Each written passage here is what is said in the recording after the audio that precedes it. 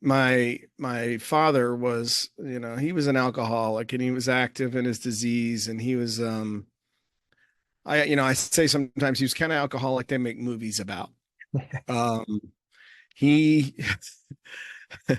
he was a piece of work, man. He was my little league coach a year or two, and um he would get drunk and show up at the games and argue with the umpires and get ejected, and we would forfeit. And this wasn't every time, but there were those incidents, right? And um stops at the bar on the way home from like kindergarten or first grade, and I'd color at the bar while he drank. And every once in a while there would be a ride home in a police car, and those kinds of things. And he was just unpredictable, Ed. You didn't know who was coming through the door. Welcome to the Cardinal Way for Men. My name is Ed Cardinal.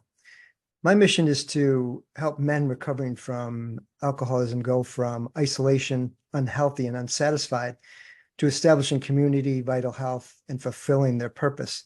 And I love bringing on guests that have done so, have fulfilled those steps. And tonight's guest is a great example of that. Greg Shindler. I'm not going to tell too much of his story because he's got an amazing story.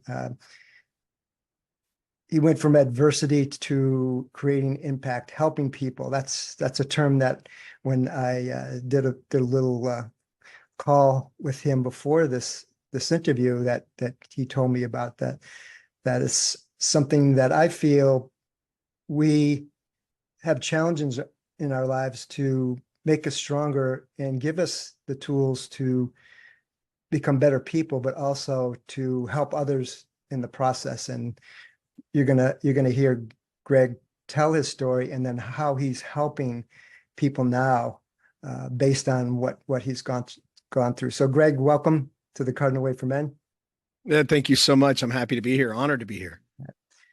So let's jump right in. Why don't you tell the listeners a little bit about yourself, your story, and how that impacted your life, and how you're using that to impact other people's lives. Okay. Um, yeah, well, I mean, let's start way back at the beginning, right? Where all good stories start. Yeah. So grew up in south of Houston, Texas, in what would probably be called a blue collar neighborhood. A lot of starter homes, down there that sort of the 1,200 square foot starter homes for people like first time home buyers and stuff, south of Houston. And, lots of kids on the street, and everybody, a lot of young families starting out, if you will. And, the first 12 years, that's where I spent my life. And they were, they were interesting. My father was, he was an alcoholic and he was active in his disease, and he was I say sometimes he was kind of alcoholic they make movies about. Um he he was a piece of work, man. He was my little league coach a year or two, and um he would get drunk and show up at the games and argue with the umpires and get ejected, and we would forfeit. And this wasn't every time, but there were those incidents, right? And um stops at the bar on the way home from like kindergarten or first grade, and I'd color at the bar while he drank. And every once in a while there would be a ride home in a police car, and those kinds of things. And he was just unpredictable, Ed. You didn't know who was coming through the door. And it's funny, as a kid, he could come in and be really volatile, and the next night I'd crawl right back up in the lazy boy with him and watch TV. I mean, it's kind of like, it's a terrible example, but the dog that's mistreated, it just keeps coming back. Yeah. um but yeah, this goes on for there was a period of sobriety in there, but I think he had had an accident. He had fallen off of a building. He worked for a plastics manufacturer, and he had fallen off of a building and broken his back. and almost died. And I think there was an addiction to painkillers, but there Mhm. was some, at least a reprieve from alcohol. But then he started back up drinking again, and it had gotten pretty bad, and he had moved out, and I guess it had been a few weeks. It's hard. This is your memory, right? And I'm 57 now, and I'm telling you a story about 12-year-old Greg, and Mhm. it feels like it was a couple of weeks. It was getting close to the end of the school year. Um, Maybe there were 6, 8 weeks left in the school year. I was in the seventh grade, and one evening I was out playing in the street with my buddies, and I saw his truck driving the driveway, and he got out and he was stumbling drunk, and that in and of itself wasn't anything particularly unusual. We'd seen this before, but he wasn't supposed to be there. He had gotten an apartment not too far away, and so I was a little concerned, so I went inside to check on things, and um, I could hear some screaming and stuff going on in the house, and it winds up with myself and another family member on our knees at the end of a 12 gauge shotgun, and he was, he was gone. You look through his eyes, and it was, I said, "Daddy, please don't kill us." And he he wasn't there. He just, he said, "F you," and "You don't love me," and you're just terrified, kind of bargaining for your life with Mhm. your dad and your little league coach. And I was able to, the neighbors were starting to come across the street to sort of, say, "Hey," and put the gun down. His name was Bill, so they were screaming, "Bill, put the gun down." And as he turned to face them with the gun, I was able to get off the porch and run between the houses and jump into the neighbor's yard. And I ran inside, and it was a couple named Harry and Diane. And I said, "Harry's got a gun. He's, call the police, call the police."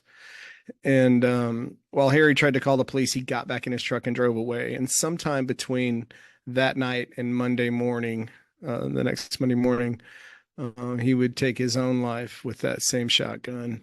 And that would be the end of that chapter. Mhm. Yeah. So, it's when that happens, that kind of trauma and disease running through the family at 12, which is, we could all agree these formative years where, concepts and survival Right. mechanisms and things like that start to sort of solidify, or at least, take root anyway. Um, there wasn't a lot of therapy. Well, we didn't know about therapy, I guess, back then, and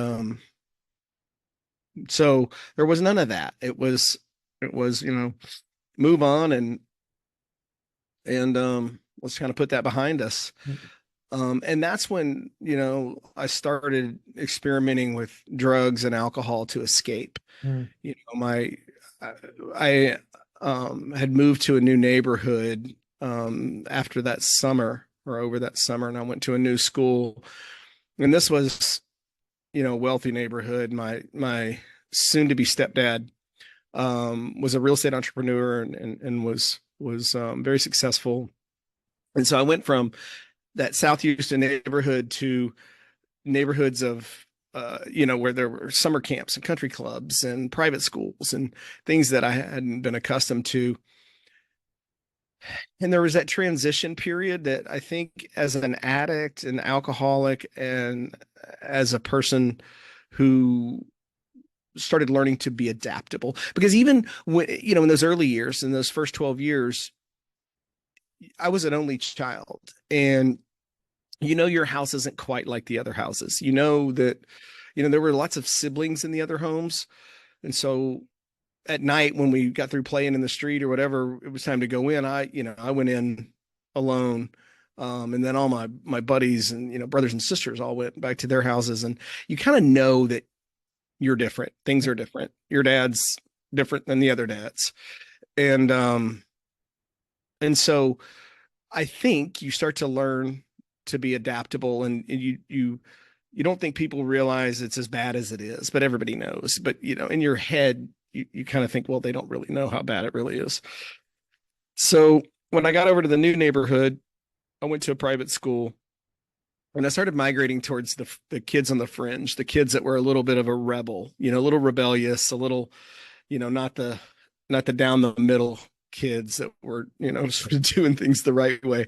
And so we started sneaking drinks out of the parents' bar, either my parents or their parents at their houses. And then by the time I got into as a freshman in high school, that's when marijuana started getting introduced. And it just became everything started revolving around trying to find opportunities to get drunk and smoke pot and escape. Mm. Um, and so that went on my sophomore year. So that freshman year, I was at a Catholic high school, and I didn't like it, and I didn't want to go back. It was an all boys Catholic school, and so I transferred to the public school, and that's where the wheels fell off. Man, I got in with the crowd there, and we started. It didn't matter what it was. Take this. I was going to take it. As you might imagine, the grades suffered. I was failing every class. My attitude was in the toilet. It was just terrible. I was not being, a very good kid, at home with my parents. Um, so, and I decided that I was going to sell weed. And I wasn't very good at it. I didn't know much about it, but I got some and I've had it in a briefcase in my room and somehow it was found. And I don't really quite know how.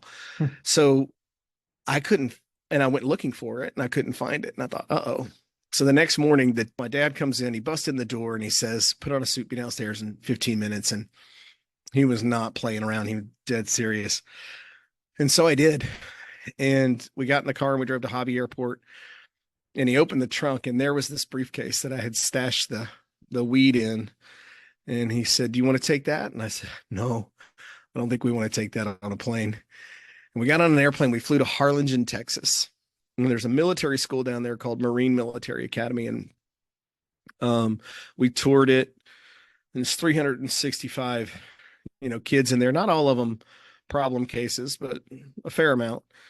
And we toured that. We got back on a plane and we flew home.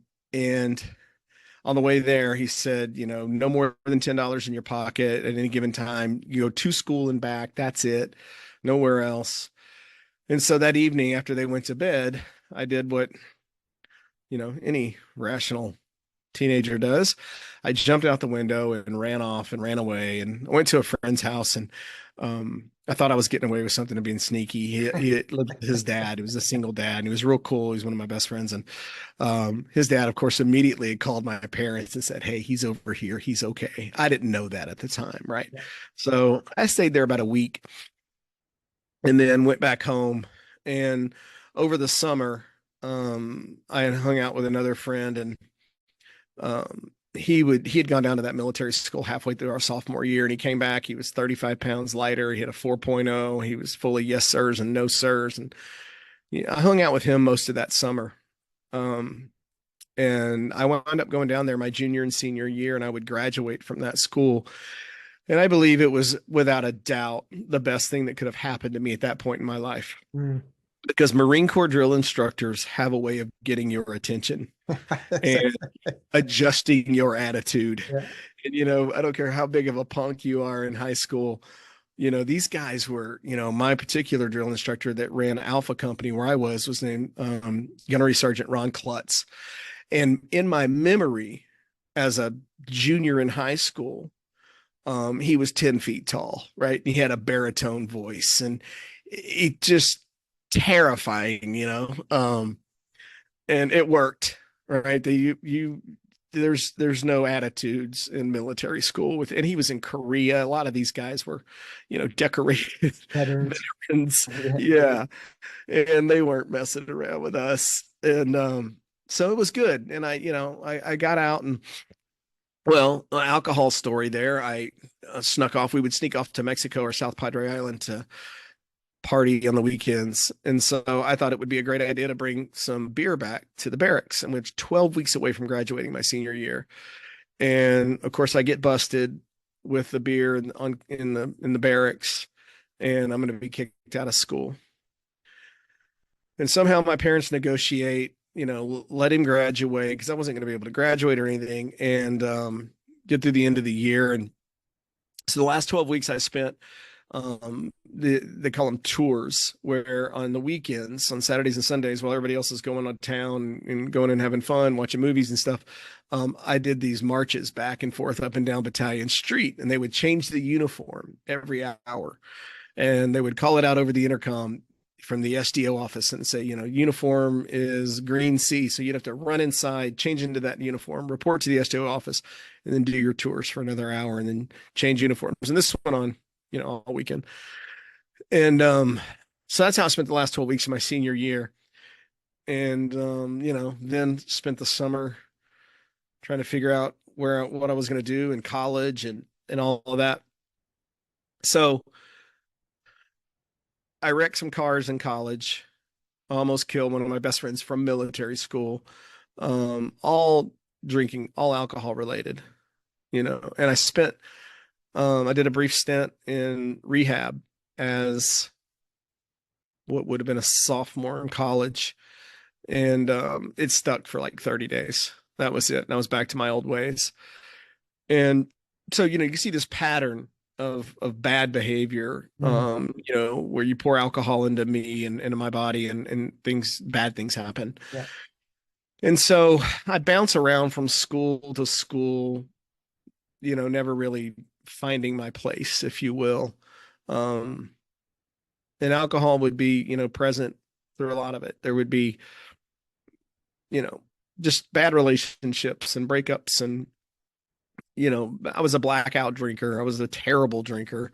Not from a lack of trying, but just never really good at it at all. I was a liability the minute you started pouring alcohol into me. And Mm. um, just that kind of drinker, not a lot of fun to be with and be around. Um, and so I do manage to get by and get out, and I spend my 20s kind of wandering around a little bit, and wound up at 30 getting married and starting a family, and that was going to be the thing that fixed everything, right? And my first son that was born, it was the first time that I truly felt, love in a way that I thought people were talking about love. Yeah. I wanted to feel it, but I thought that I was sort of faking it. I wasn't quite sure what it was supposed to feel like. And then that was the moment that I go, okay, now this is what this is, and then that's going to fix it, right? That's going to make everything all better. And of course it didn't, because I was still, still had a problem. And now I had graduated to harder drugs. There was cocaine and drinking, and had a job. I could afford more expensive drugs. Um, and I was able to, functionally get by, right? I didn't get fired or lose a job or, get a DUI or anything, but it was still, not optimal. And so I have two more sons, and, um, kind of continue, drinking my drinking career and using, hiding it, on the weekends, or at least you think you're hiding it, right? On the weekends. And so just this, prolific bad behavior. During this time, my adoptive father, Jim, had become my best friend. I mean, he was a role model, man. The guy was successful in real estate. He was not an alcoholic. He was, a man of integrity and driven, and just, it was such a blessing to have a shot at, dad 2.0, if you will, with him. And we got really close, even despite all my stuff. We stayed really close and wound up working together. And I spent a lot of my time with him. I mean, a whole lot, and probably more than any of my friends, and to a certain degree, sometimes even my family. Um, and on October 7th of 2010, I was sober at this point. I had gotten a little brief reprieve for about 4 years of sobriety. So when this happens, I'm sober and I stay sober through it. And what happened was I got a phone call and I was told that he was dead. And I was on the way to Dallas, driving from Austin, Texas to Dallas for a business meeting. And I drove straight to the airport at Love Field and jumped on a plane and flew to Houston. And a friend picked me up and we went to where he was, his body, which was at a storage unit in Houston. And there's yellow crime scene tape, and his Tahoe was parked there with the doors open. And I went in there and started talking to the police and gathering things out of the Tahoe. And that morning he had woken up and took the cars and gassed them up and washed them and went to the grocery store and stocked the pantry and put little 5x7 index cards around the condo and said, water this plant once a week and this one twice a week or whatever, and sort of sets of instructions. And then he was leaving to go to work, we thought, and he drove across the street to that storage unit and went inside and he took his own life. And so this was, lightning striking twice, if you will. Mm. But they're completely different circumstances, completely different,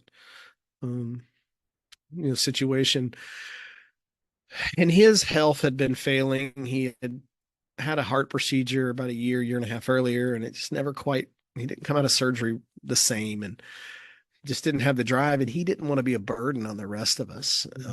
He's always been a very active person. I mean, it was, one of those guys that just doesn't sit still. He's always moving. He's always doing something. He's always go, go, go, go, go. Athletic. And he was a baseball player in college. So he's healthy. He's health conscious. He had beat lung cancer when I was a senior in high school. No chemo. He told the doctor, "You're not putting that, pardon me, you're not putting that shit in my body." Mm. And they're like, "Well, the odds aren't very good if you don't do this." And he was a man of deep faith, and he prayed and he believed that if it was his time, he was going to a better place. And he truly believed that. It wasn't, he didn't want to. Like, he didn't want to die, but he wasn't going to go through chemo. He'd watched his mother go through it, and it was horrific for her. And so he wasn't signing up for any of that, but he beat it. And, only to wind up taking his own life on October 7th of 2010. And I stayed sober for another couple of years after that. And just, got away from all the things that help keep you sober, the community, the steps, sponsor, and things like that. And I was on a plane to Argentina, of all places, and they walked by. I was in business class and they asked me if I wanted a drink, and I said yes.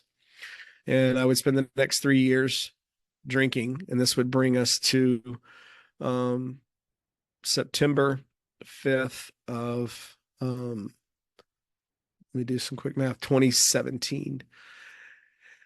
And Hurricane Harvey had just come through Houston and soaked it for 3 days. Yep.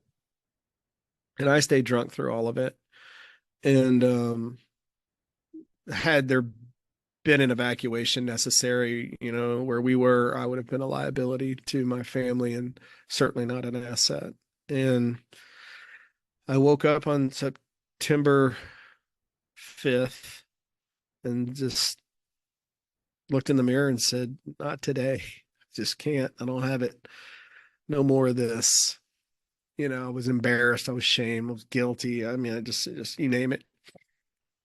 So I went to detox and Wednesday to Sunday and immersed myself back into the program. And I've been sober ever since. So in September this year will be 7 years. Wow. Congratulations. Continuous sobriety. Thank you. It's awesome. Like every other alcoholic and addict, I am extremely grateful. Mm. I knew forever that Right. that it was a problem, Right. but like a lot of us who get sober, you're not ready till you're ready, and Right. or until you find your bottom, or till you've just had enough, or whatever it takes. Right. But all the fist pounding and pleading with my family and everything else didn't, none of it was going to matter until I decided it was time to put it down. Mm. What do you think was different this last time compared to all those other times? I know, you just said you have to come to the realization yourself. You have to come to your whatever your bottom is. But was there was there something within yourself that finally said this is enough's enough. This has got to be it. I think it was the look on everyone's face, just that look of disappointment is really, and you knew, I'm just looking at myself in the mirror and thought, this, I can't do this. I need to, I had talked about breaking these cycles, and, I'd had some conversations with a sponsor, and there was a couple of conversations. There were two to be specific. And one, he asked me, he said, "Where are you with God?" And I said, "I don't know." Because the truth is, I was mad. I was mad at God, and I spent a lot of my youth angry, Mm, um, just at anybody or anything. Just angry. It's such a pedestrian emotion. It's the easiest emotion in the world to get to, but absolutely. um, I just was an angry person, and I hadn't really dealt with anything. I hadn't really healed or even tried. I hadn't put any work in, and just escape. I think, what is it? Laura Love Harden in her book, Many Lives of Mama Love, says I wasn't an alcoholic. I was an escapist. Or I wasn't a drug addict. I was an escapist. And I was like, yes, Sounds right. 100%. Yeah. But he said, "Where are you at with God?" And I said, "I don't know." And he said, "That's okay. You don't have to know. You just have to know it's not you." And Ed, for whatever reason, this light bulb came on, and I went, okay. And it just made sense to me. And I was like, I can get with that. And it opened the door for me to start exploring spirituality again, and and really taking to heart that this is a spiritual condition, or lack thereof, if you will. And I it just made sense to me in that moment, and I said, okay, fair enough. Yeah. And I started exploring, because growing up, my dad, I told you, was a man of deep faith. My Right. adoptive father, Yeah. I was an acolyte in the church. We went to church on Christmas. Well, he went all the time, and I did too growing up. And then as I got to be an adult, it was, I was a Christmas and Easter Christian. But I had been around it, and I, I didn't sort of overtly have anything against it. I just didn't really feel like, there was much in it for me at that point in my life. And so that was one of the things that turned me around. He just said, "You don't have to know. It's just know that it's not you." Mm. And then that whole playing God thing starts to really kind of come into focus there. And then the second conversation, um, which is, and I say this sometimes, he said, "You will lie, you will cheat, you will manipulate, you will steal, you will do whatever you have to do to get what you want. It's who you are. It's in your DNA. It's who you are, but you don't have to be. If you just don't drink and work the steps, you'll show up as a different person." That was, and I still, to this day, the most liberating day of my life, because, and here's why.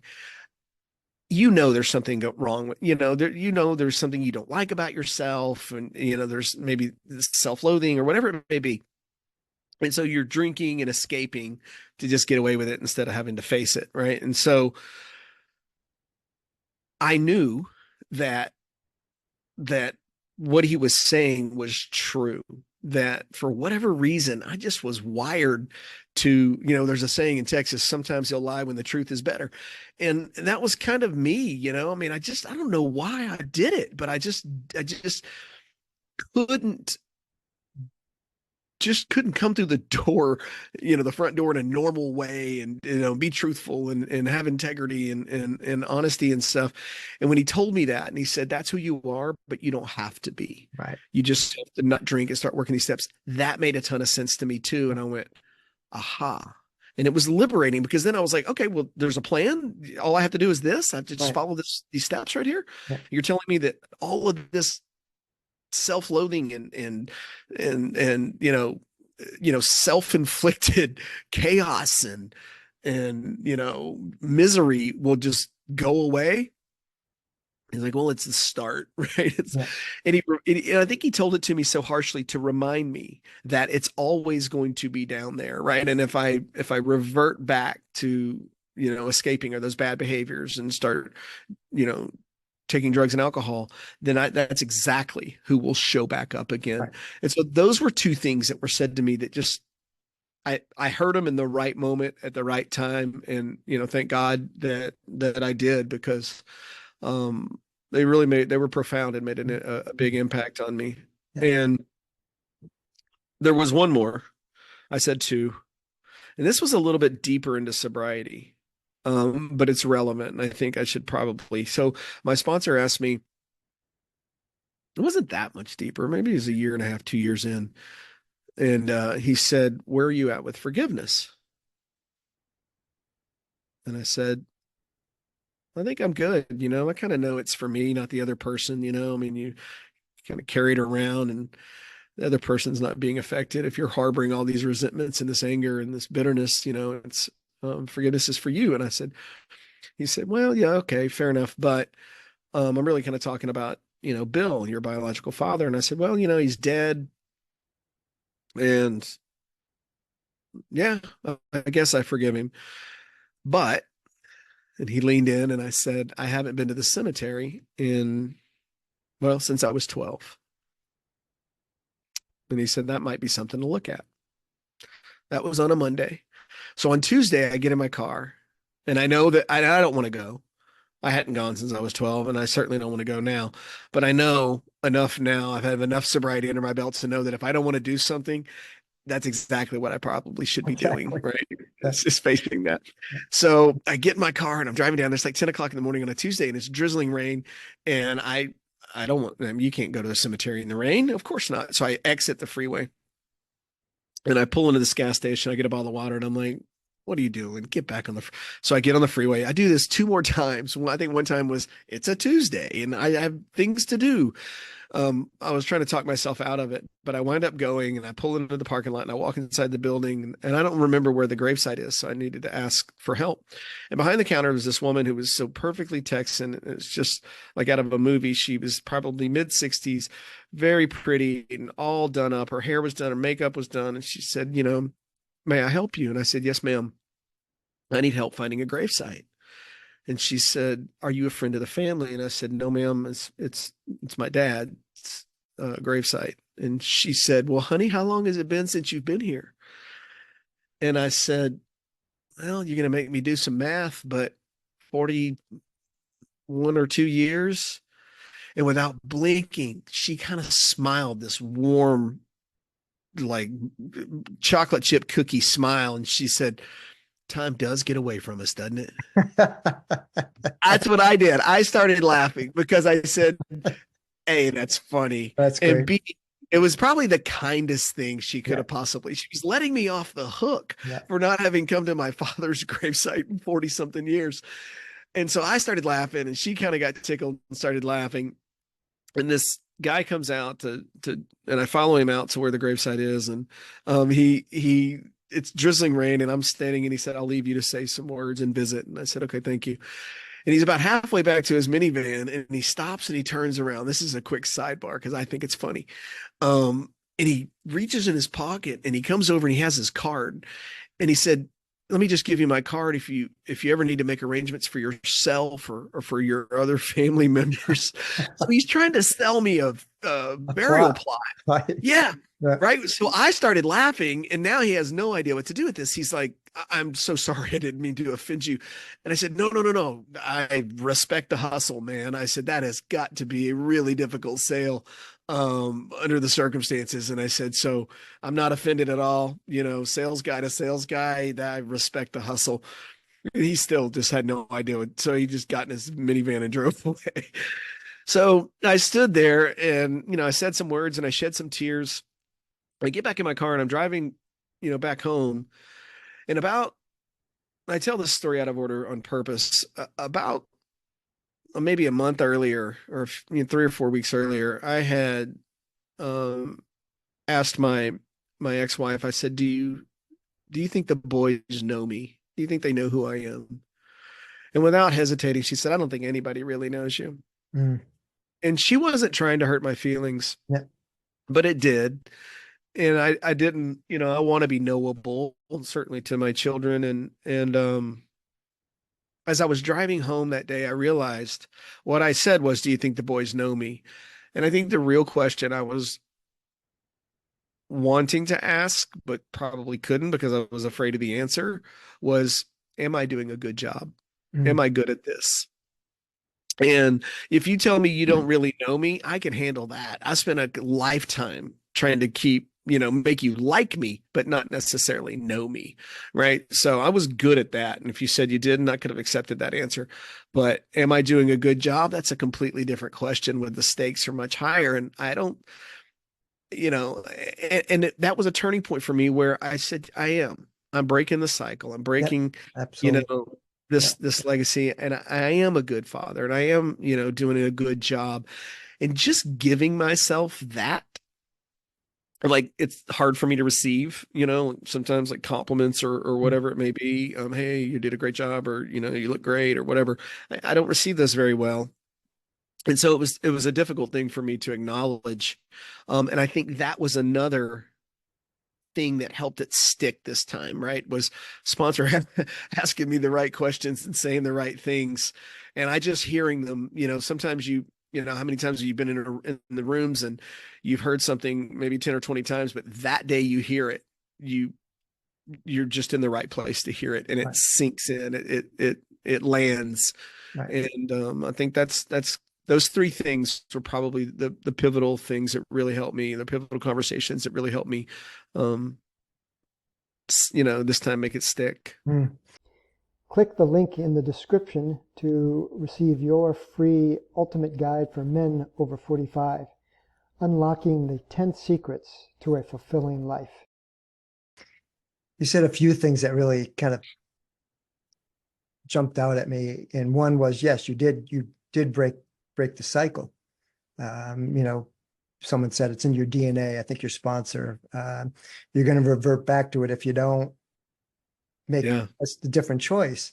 And like, and I don't know how old your children were when you got sober, but even if you weren't sober when they were young, at least at some point you became sober, and that is going to change their lives as you changed yours. for sure. They've seen me drinking, and my two youngest sons were younger than my oldest son, but old enough to know something wasn't right. And we've had a lot of honest talks about it. Before I went back to that detox I mentioned, I sat them down and I said, and I didn't do this the first time when I was sober, in sobriety 1.0 for 4 years. I didn't sit down. I didn't talk about it. I don't even think I made amends with them and stuff. And so I sat them down and I said, Dad has a problem and I'm going to get help. And just saying it and owning it to them, and they were super receptive, and I think, I was ashamed, for, what did they say? It's not that you obsess about drinking, you obsess about drinking normally. You want to be a normal drinker. It's just a lot of shame that I carried around with it, and I knew, and I had seen what it had done in my household, and so you do, you can't have another cycle to break now. And that one's a little bit, uh, I would argue the stakes are as high, if not a little higher. And, that's with suicide. Mhm. And you're the child of a parent suicide, you're 33% more likely to die by suicide than Wow. others. and the child of two, paternal suicides, there's not a lot of data, Right. but it's fairly rare air, but Right. um, I'm guessing they're higher. I think, yeah. And so it's another motivation for, I won't do anything that's going to swing my emotions or take my head, out of the game and all of that. And, I'm hyper aware of it. And it kind of speaks to that, the second part of the question, or when you said, share with everybody kind of what that was like. And then now how, some of the impact that I've Right. created is, and I can't tell you, Ed, that I did this consciously. I didn't wake up and say, I'm going to make sure nobody ever has to do this again and, go change the way people age and health. But I migrated towards it, in that sector. And then once I started learning more and more about this longevity, it's a big word, right? It's an economy, it's a movement, it's a science, it's a lifestyle. There's a lot of things that go into this longevity bucket. But once I started really understanding it, man, I dove in with both feet. I had been in the biologics world helping people with pain, and I had a couple of clinics in the States before the pandemic. And then when the pandemic hit, we had to shut them down, and kind of coming out of the backside of it, I was able to pivot and open a facility down in Costa Rica with some other, partners. And um, really what we were doing is trying to help people age with grace and vitality, and use cellular medicine alongside lifestyle practices and things to just live healthier longer. Yeah. And cellular medicine plays a role. And what I tell people, and stop me if I'm jumping ahead here, but in 2012, a gentleman by the name of Professor Yamanaka won the Nobel Prize for something called the Yamanaka factors. And he won it for work that he did in 2007. And so that's only a 5 year. This is how big a deal this is. So I just want the gravity of this to really sink in with your listeners. Right. Um, that was 12 years ago that he won the Nobel Prize. B, most Nobel Prizes do not come within a 5 year window of the discovery or the thing that, they're awarding the prize for. They can be 20 and 30 and sometimes 40 and 50 years. But it was such a big deal because what he did was he took an adult skin cell, and using these four transcription factors, he's identifying these four genes. He regressed an adult stem cell back to an embryonic like stem cell. Wow. And it turned the world, sort of upside down and backwards and everything, because nobody believed that was even possible. And that's why he won the Nobel Prize so quickly behind it, because it was truly, truly groundbreaking. And in 2013, we saw something called the first epigenetic clock, which really dates you at a cellular level, Right. biologically. It looks at DNA methylation and how you're methylating on like 900,000 parts on your genome and stuff. And it's highly, highly accurate. And this clock came out by Dr. Stephen Horvath.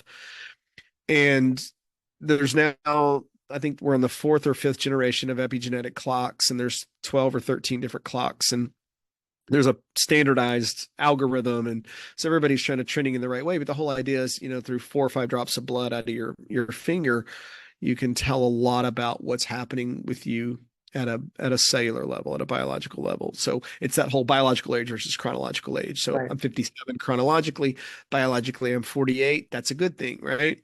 You don't want to be 65, biologically, and 57 chronologically. Right. It's a way to start keeping a scorecard about our health. And so that was 2013. And that same year, the 9 hallmarks of aging were also developed, ratified, and agreed to. They're not up for debate. And it's really everything at a cellular level. There's now 13 hallmarks, but at the time there were 9. And so we started really understanding better how the machine was working. More people were in agreement and alignment. You had a way to measure it with these epigenetic clocks. You had Yamanaka was changing the way things happened at a cellular level with the Yamanaka factors. And then in 2021, the WHO formally recognized aging as a disease.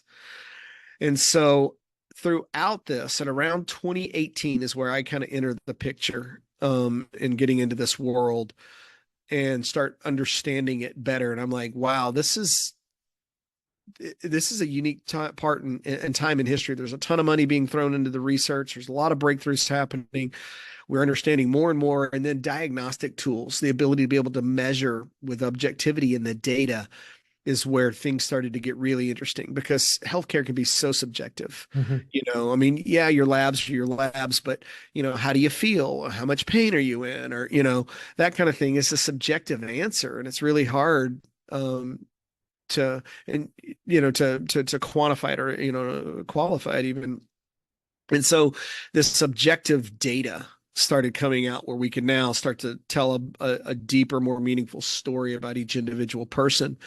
And things started really taking off. After that, we moved from being able to help people with joint pain into, maybe we can slow this thing down. And by that I mean, I always say that the definition of aging is the functional decline of a living organism over a period of time. Mhm.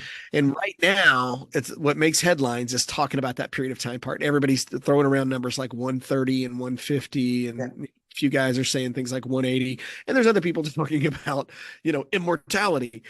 And I get asked all the time, and I don't know. But here's where I'm focused, is on that functional decline part.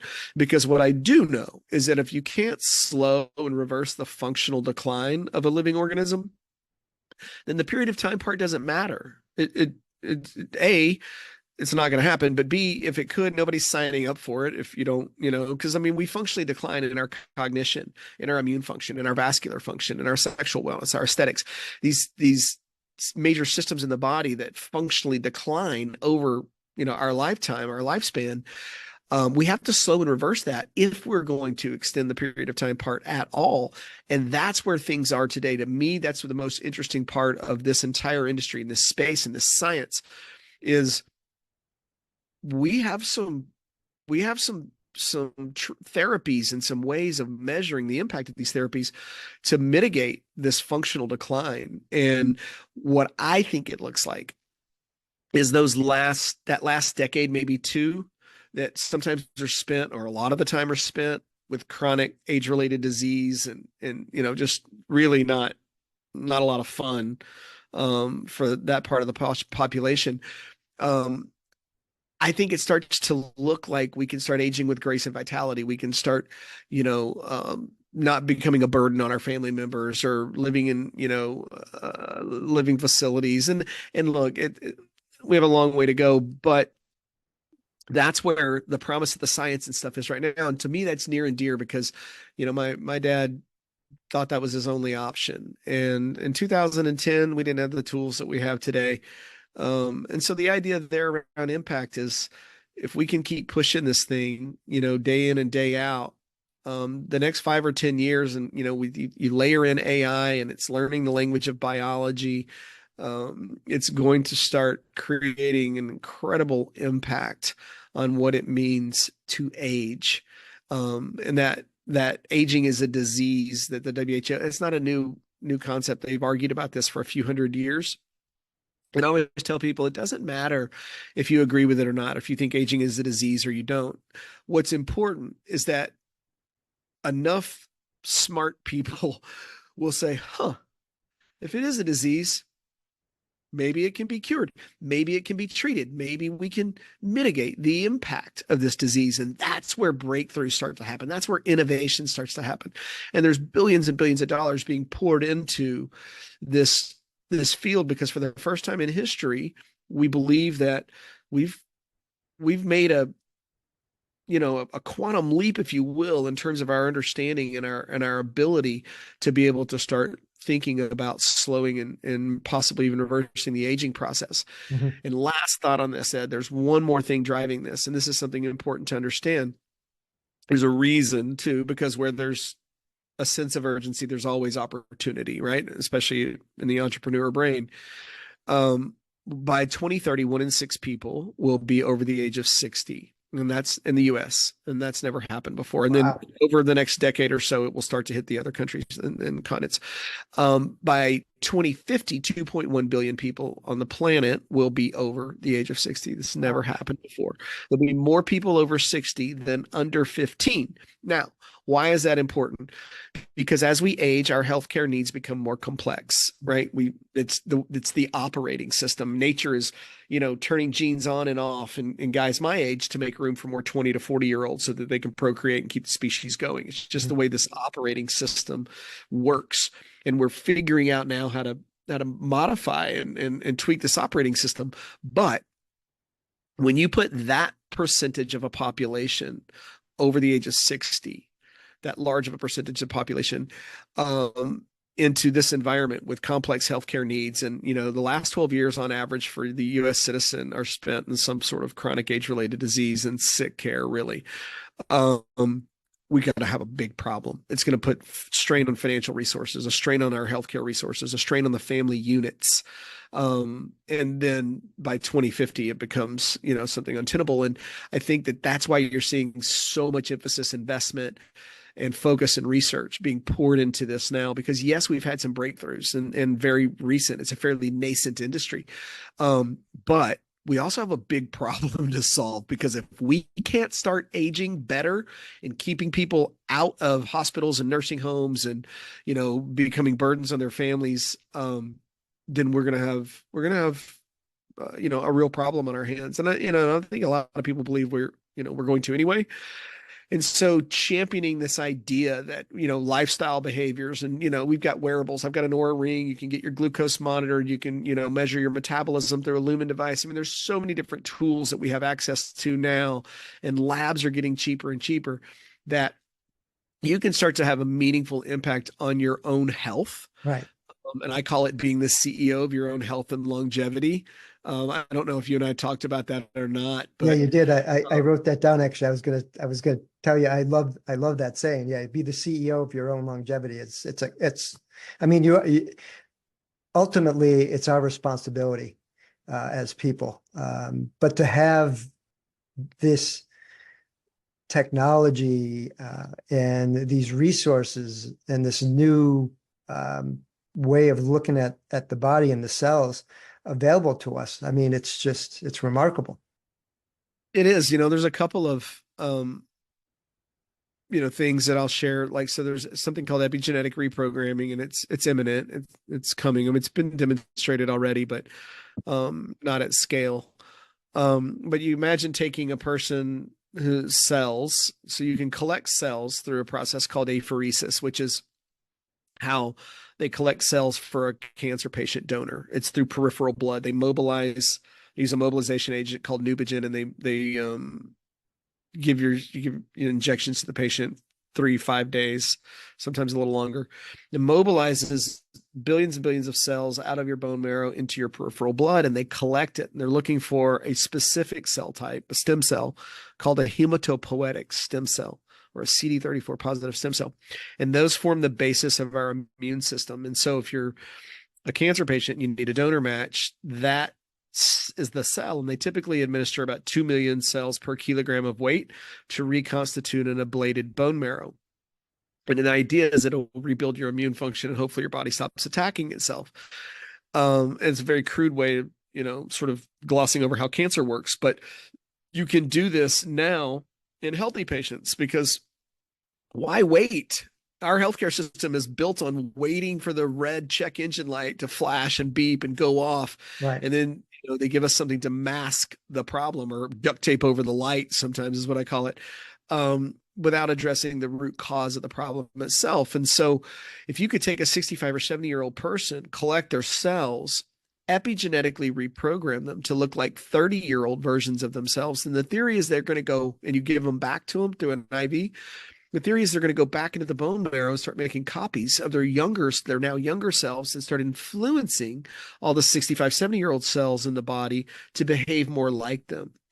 And that's a breakthrough that, is just only a couple of years away, and there's a lot of people working on it. So those are some of the cool things that are happening in this space. I mean, there's a lot more advanced stuff than that going on that I think you're looking at a decade away, but with gene editing and some other things. But There's really, a lot of science in this space. And while we're waiting for these breakthroughs and these things to happen, we are the CEOs of our own health and longevity. And here's what I mean by that. As a CEO, your job is to create the vision for the business and then create a strategy and get a team assembled to help implement or execute that strategy, to build a plan and execute the plan to live the strategy, and then start collecting data points, KPIs and market intel or whatever your data points are, to see how well your strategy is performing, and then make adjustments and optimize to try to scale the business. Very crudely, that's kind of the role.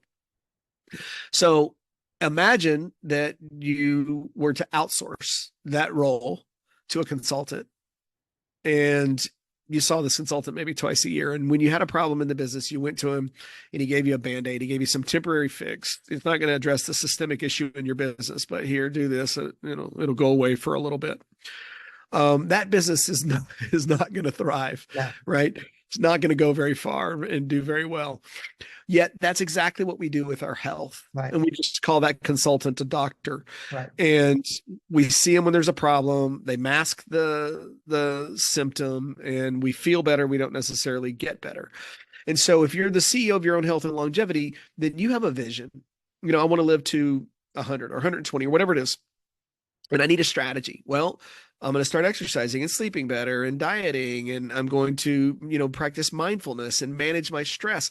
I might adopt a cellular medicine strategy and employ that. I'm going to do regular interval lab testing every 6 months, and I'm going to look at the data, and I'm going to, maybe I need a functional medicine person. Maybe I need a functional nutritionist, maybe whatever you need, because you have to put that team together to help you execute this strategy, to help you maybe even develop it and execute it. And then you need some data points, and those look like biomarkers and labs to just see how well your strategy is working. If you don't know some basic numbers like a CEO would in their business, CEO is going to know things like gross margin and, profitability and a handful of other key metrics that they're going to want to track on a daily basis. It's the same thing should be for you. You should know what your A1C is or your HSCRP. It's just a general, systemic inflammatory biomarker, C-reactive protein. And you should know a handful of these numbers so that at any given point in time, when you take your next test, at a glance, am I trending in the right direction or the wrong direction, right? Knowing your pace of aging. So an epigenetic clock, there's one called the Dunedin pace of aging, and I like it a lot because it just shows, am I in an accelerated or decelerated state of aging? And forget about the number, right? I'm 57 and I'm 48 biologically. It's a different measurement. Pace of aging is if I'm aging, 1 year every year, but am I aging at 0.89 or 0.90 to 1 year chronologically, or am I aging at 1.2 or 1.4 or 1.5 accelerated to every 1 year chronologically? And if you extrapolate that out longitudinally over 10 or 15 or 20 years, and you're in an accelerated state of aging, you're highly likely to die prematurely and or have a lot of age-related chronic disease and issues. And yet, if you're in a decelerated pace of aging biologically, then you're a lot less likely to die prematurely and encounter a lot of age-related disease. And their lifestyle is 75 to 80% of that battle. And it always goes back to the cell. But then, as we get older, cellular medicine plays a big component in it. And we can stay in a decelerated state of aging. And there is no magic button. There is no magic pill or easy button. There's just not when it comes to living healthy longer. There's just not. I call it the mundanity of, just look, you're a wellness guy. You wake up, you work out, you practice mindfulness, whatever that looks like, breath work, grounding, whatever your, meditation, whatever your thing is, all of it. You try to watch what's on the fork, right? And I'm not a guy who's super, super, super rigid about that stuff. I have a sweet tooth. If I'm going to eat some Ben and Jerry's, I feel like it on a Saturday night, watching Netflix or something, I'm going to have some, right? I'm just going to do it every night, and I do it every Saturday. Right. But look, we got to enjoy some things. And so just know that when you put it in your body, you're creating inflammation, right? And I tell people that inflammation will be what kills us all. We call it old age, but it's inflammation. If we live long enough, Right. your body becomes so inflamed it shuts down. So, we're in a constant state of fighting inflammation our entire lives. A little bit of it is necessary to initiate the healing cascade. Too Right. much of it will kill us. Right. And so, exercise, sleep, meditation, stress, all food, all of those things manage and contribute to lowering, if you will, our inflammation, or keeping it from like becoming this raging inferno inside us. And that's that lifestyle piece that we all have some control over, Sure. right? Absolutely. That's how you start to, and the earlier you can start it, the better, right? Because there's an accumulated DNA damage. I tell people, DNA damage is the origin of the aging process. And to anybody listening, you're going, what is that? How do I measure that? Truth is, you can measure it, but here's another way to think about it. If you go home and you're listening, look at the skin on your butt. Okay. The skin on your butt, your backside, is very different texture and quality than the skin anywhere else on your body, unless you spend a lot of time naked in the sun. Right. The skin is very different because it hasn't been exposed to the harmful, impact of the sun, Right. right? So when we see the first signs of, our crow's feet here and Mm-hmm. the wrinkles in the hand, and it's that cell has stopped dividing and multiplying and lost, some of its collagen and elasticity. And so that's DNA damage. The same thing is happening on the inside of our bodies. And you get an accumulated amount of DNA damage. And then there's a ton of other things that, 55, 60 start kind of working against us in this operating system I talked about, cellular senescence and some other things. It all adds up into, creating a bad picture from a chronic disease standpoint or age-related disease standpoint as we start to age. So those are some of the things that we can do, and they make a big difference. And we've been told this forever. We just really never quite understood how all the pieces fit together until I think in the last decade, or at least I didn't. And we're starting to get a much better picture with a lot better ability to measure objectively what the impact is. That's awesome. I think I mentioned to you that I do wellness coaching for Yes. and particularly in recovery. And so it's around the lifestyle, supporting them in the lifestyle changes and how they can get healthier. But this piece that you're talking about is a piece that I think would be a great addition to what I'm helping them with.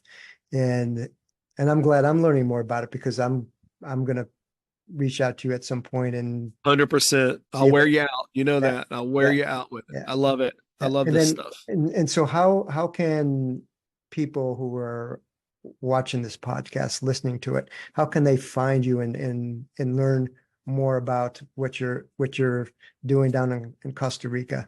Um, So I am no or longer not in Costa Costa Rica, I'm Rica. sorry, and you're Cabo. in Cabo. Yeah, that's right. I'm sorry. Yeah. Yeah, I left Costa Rica and I'm yeah, doing it again now in yeah. Mexico.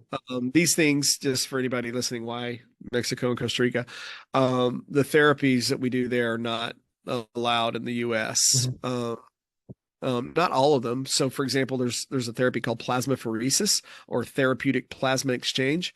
It's an FDA approved procedure. It has been in the States for quite a while. The problem is, in the States, you have to have an autoimmune condition, or something like Guillain-Barré, in order to get it. Lyme disease and things like this, they'll give you plasmapheresis. And what it does is it takes, 2/3 of our blood is plasma, and they'll take plasma out and replace it with saline and albumin, which is a critical protein in the human body. I always tell people, think of it like cleaning the dirty water out of the fish tank, right? So imagine at 57, I've never cleaned the water in the fish tank, and the fish are the cells, my Yeah, cells. They're swimming around in this dirty, contaminated water from, viral particles and toxins and metabolic waste and antibodies, just all these things that collect, your environment will wreak havoc on your plasma over a long period of time.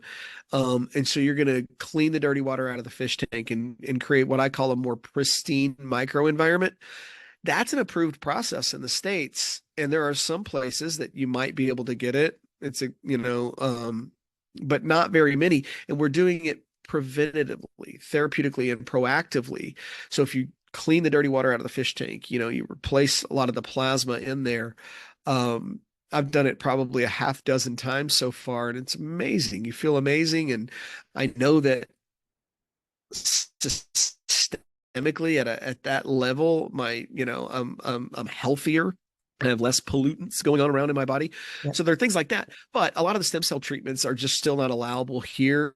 And without getting too, what do I want to say, um, jaded, if you will, the US medicine model is built on helping you feel better, not necessarily get better. Right. And they do pharmaceutical targets. That's just kind of how to mask the symptoms. And that's where the profit model is. And so it's not coming to save us. And I don't want to poo-poo the whole, medical establishment and pharma. There's been some phenomenal breakthroughs in drugs that have helped a lot of people and saved a lot of lives. So I don't want to seem like I'm beating up on it. But when it comes to chronic disease and age-related disease, there's really just mostly masking the symptoms that come along as opposed to addressing the root cause. And so that's why offshore in places like Mexico and Costa Rica is we're able to do more things that can create an impact. Awesome. But where do people go? Yes. GregShindler.com is GregShindler. And that kind of links out to all the social stuff. It's at Greg Shindler on Insta. But there's not a ton of information about what I shared with, but if somebody does reach out to me and occasionally I get people say, hey, I really want to learn more about this. I love talking about this stuff. I wouldn't even mind, putting together a little webinar where people could jump on and we'll do a Q&A and talk about this for, an hour or two if you want. Right. So yeah, that's where to do it. And then the name of the clinic in Cabo is called Colel, Colel. And so it's colelmx.com. Again, not a lot there. The clinic doesn't open until May of 2025. So the website's kind of a holding, a landing page at the moment. Yeah. But if you get in touch with me at either one of those places, then, I can kind of steer you from there. Yeah. I'll put those links in the description too, so people can access it through that. I'll share it too. I'll share with you those. Okay. Awesome. All right, Greg, I appreciate you taking time out of your busy schedule, and thank you so much. Great. Thanks for sharing your story, and also how that sort of that adversity led you to helping others live longer. We're trying to claim some of those lost years back. Exactly. I had a lot of years to my addiction, and exactly. Maybe I can get them back. Not just me, but a lot of other people. So exactly. It's been an honor. Thank you so much for having me. I appreciate that, Greg. Thank you. If you liked that video, check out my other video on forgiveness.